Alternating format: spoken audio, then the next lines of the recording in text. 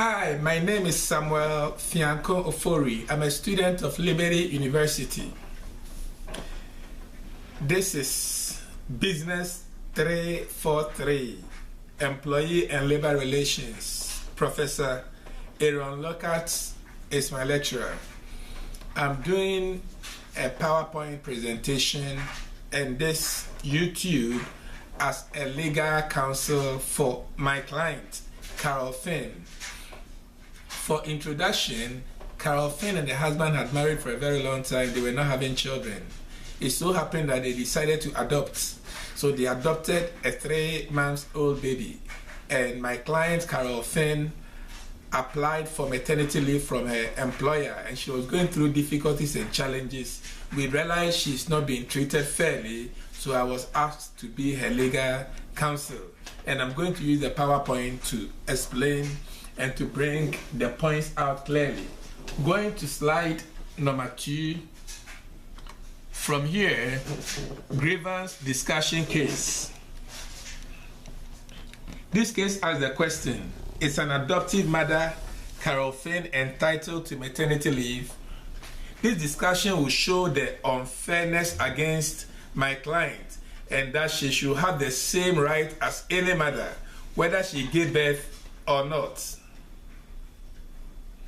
The union has made a claim that the company violated the collective bargaining agreement by denying the request for maternity leave. When I move to slide 3, the case is about my employee who works for Bainbridge Borough. That is Carol Finn against American Federation of State, County, and Municipal Employee.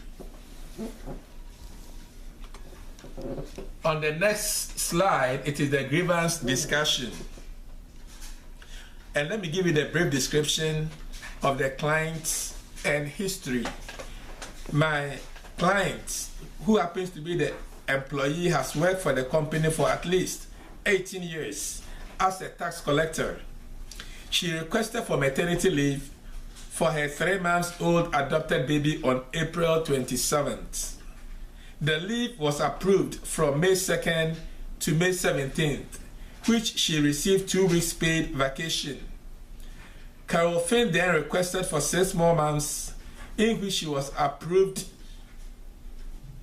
for 290 days consecutive, totaling 6 months unpaid leave.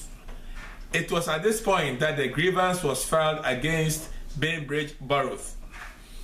When I move to the next slide, for the maternity leave, according to my research, the United States is one of the 4 countries in the world without a statutory right to pay maternity leave for employees.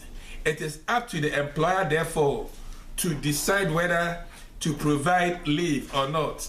However, in the case of American Federation of State, County, and Municipal Employee, the union also had its own set of laws. And in this, their set of laws, they said maternity leave not exceeding 6 months shall be granted at the request of employee to be extended or renewed for a period not to exceed 6 months. Taking you to my next slide, leave of absence for a limited period without pay, not to exceed 90 days, shall be granted for any reasonable purpose. Extension was granted with approval of Borough Council to Carol Finn.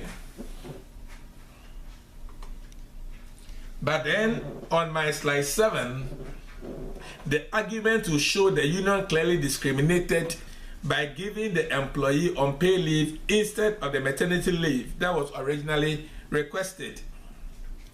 The union is calling a leave birth maturity leave, in which Carol Finn is requesting to bond with her 3-month-old baby.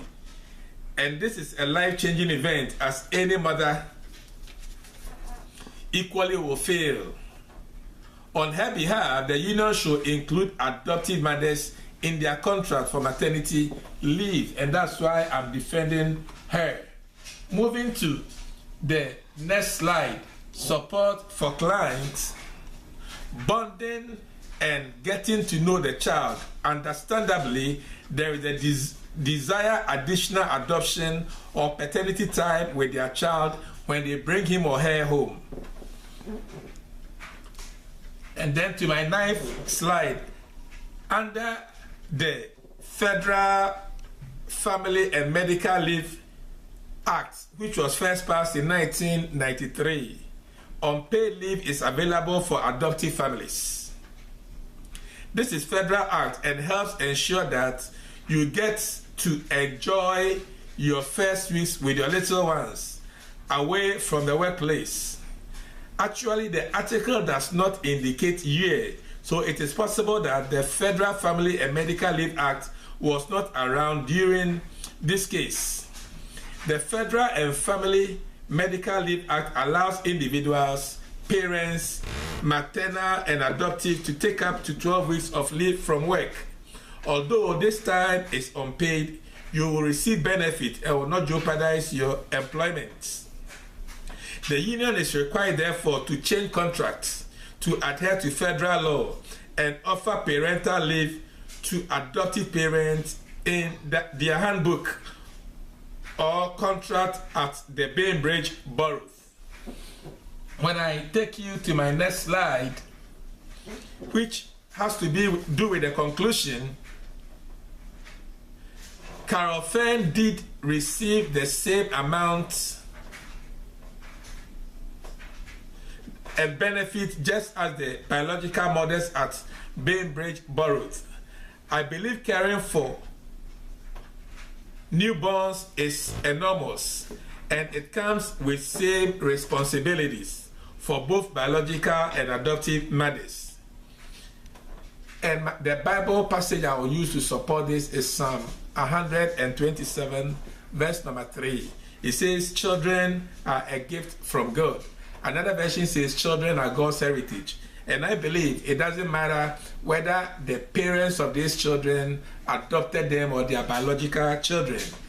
And each of them, whether adopted or biological, should receive the same treatment at workplace, because in the sight of God, the children are considered as a gift from God. Thank you so very much.